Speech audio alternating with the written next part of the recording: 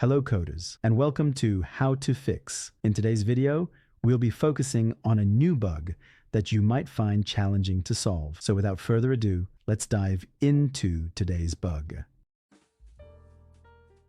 Let's start by executing code 1 to stimulate the error and watch the result. Now, here's the breakdown and the fix for the issue. Please pause the video to absorb the explanation. Now, let's rectify the code and examine the resultant output. And presto, the code works perfectly and our output is just what we anticipated. The bug is no more. We've reached the end of today's episode. If you found this video informative, please hit the like button and subscribe to our channel for more coding solution videos. Stay passionate, never stop learning, and enjoy your coding journey.